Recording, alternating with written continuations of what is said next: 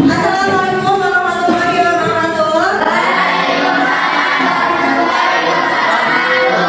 Selamat siang kelas berapa, Dek? Siang. Sebelum masuk ke materi, boleh ketua kelasnya memimpin doa terlebih dahulu? Selanjutnya Ibu akan absen terlebih dahulu. Dari absen tadi, terdapat dua orang yang tidak masuk. Ada Sutarto dan ada juga Pandu. Ada yang tahu kemana nih anak itu? Masuk. Tanpa keterangan? Enggak. Enggak ada izin, enggak ada ya? Ada. Nah, kalau buat yang rumahnya deket atau tetangganya, minta tolong tanyain kalau misalnya tidak masuk itu harus ada keterangan.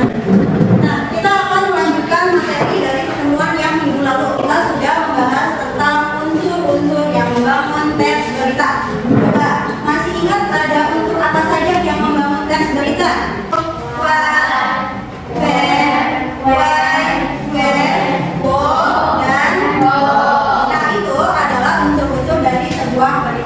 Kali ini kita akan membahas materi selanjutnya, yaitu struktur dan kebahasaan teks berita. Sebuah berita memerlukan kebahasaan dan struktur itu sebagai ciri atau identitas dari teks berita sehingga bisa membedakan teks berita dengan teks yang lain. Nah, yang pertama di sini ada struktur teks berita yang terbagi menjadi 3 bagian. Ada kepala berita, ada badan berita, dan juga ada ekor berita.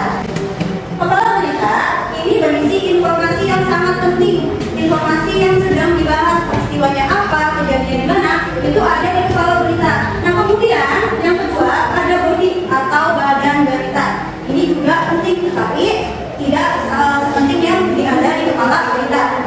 Kalau body berita itu hanya menjelaskan beberapa bagian yang memang belum ada di kepala berita. Kemudian yang ketiga ada ekor berita. Itu biasanya berisi kesimpulan atau penutup. Kemudian yang kedua itu masuk ke kebahasaan teks berita. Oke, kita bahas satu-satu. Yang pertama dari kata baku dulu atau bahasa baku. Nah, bahasa baku ini bahasa yang sesuai dengan kaidah KBBI atau Kamus Besar Bahasa Indonesia. Bahasa baku ini diterapkan supaya informasi dalam sebuah berita mudah dipahami. Bahasa baku bisa kita bedakan dengan bahasa tidak baku. Kalau bahasa baku itu bahasa yang KBBI, kalau bahasa baku itu yang tidak sesuai atau bahasa yang kita gunakan sehari-hari. Nah, contohnya misalkan juga contoh apotek dengan apotik. Kalian mana yang baku? Apotek. Tuh. Yang kedua ada penggunaan konjungsi bawah. Konjungsi ini adalah kata hubung, kata yang menghubungkan satu kata dengan kalimat yang lain supaya menjadi kalimat yang jelas. Yang ketiga penggunaan kalimat langsung. Kalimat langsung ini identik dengan tanda kutip atau tanda kutip dua. Kalian tanda kutip dua? Nah, ini ada contohnya. Siswa akan memulai semester baru pada Senin 2 Januari 2023. Jelas Menteri Pendidikan dan Kebudayaan Indonesia. Nah, di mana kali?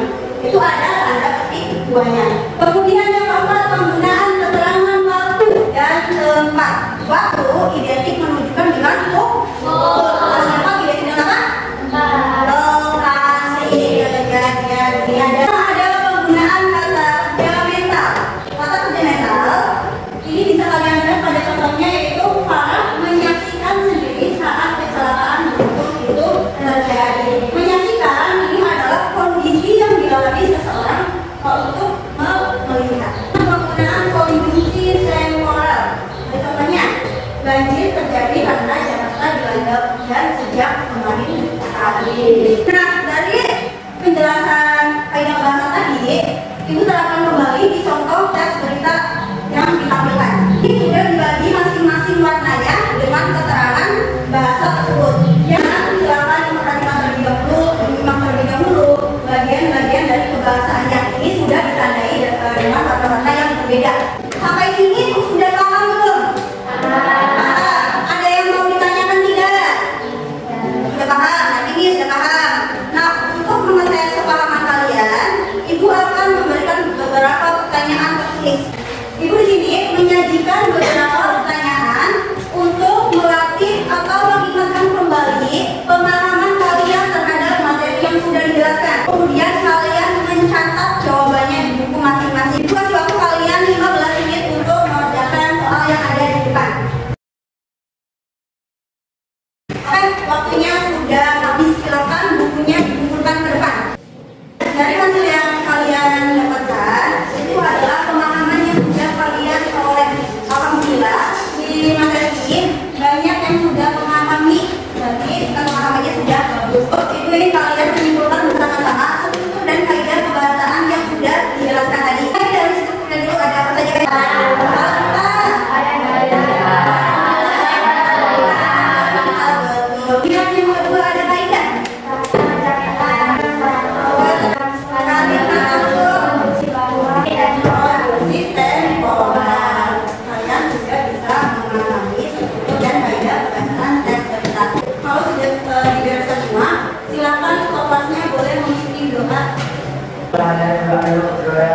dimulai.